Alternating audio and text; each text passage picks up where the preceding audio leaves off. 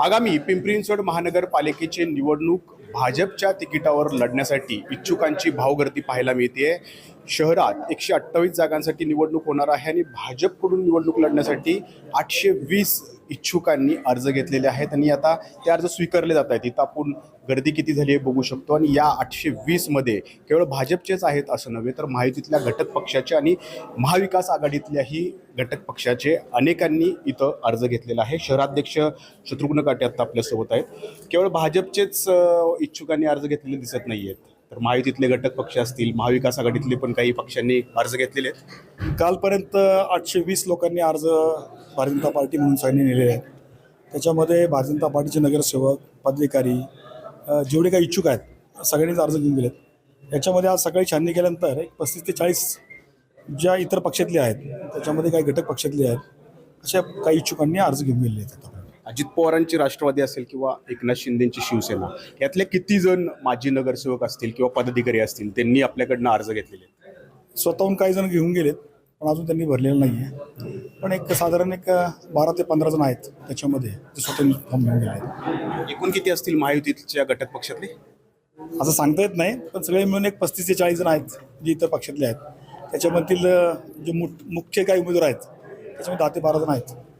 आता लोकसभेची निवडणूक झाली, विधानसभेची निवडणूक झाली, त्यातले काही उमेदवार होते ते आपल्याकडे यायला इच्छुक होते, त्यांच्यातले काही जण लढण्यास इच्छुक होते, त्यांच्यातलं कुणी आहे लोकसभा आणि विधानसभा लढलेल्यापैकी?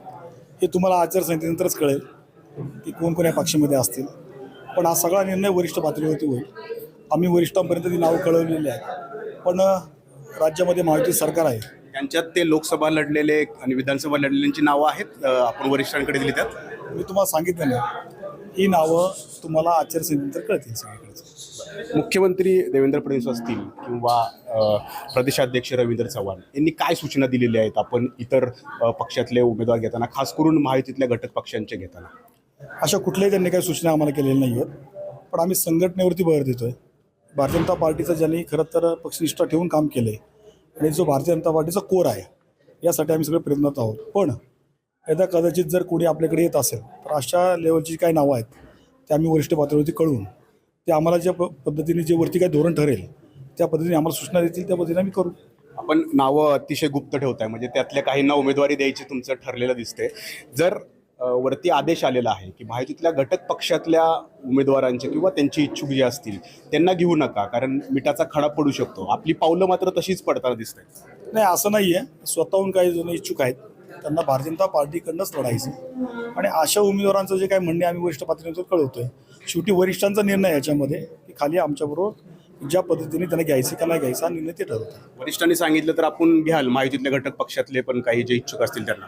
असं जर काय होत असेल वरिष्ठ लेवलला तर निश्चित आम्ही खाली पण आमच्याकडे जे काही अधिकार दिलेत याच्यामध्ये 4 आमदार आम्ही बरोबर आहोत। 4 आमदारांना विचारात घेऊन काही निर्णय करू आम्ही।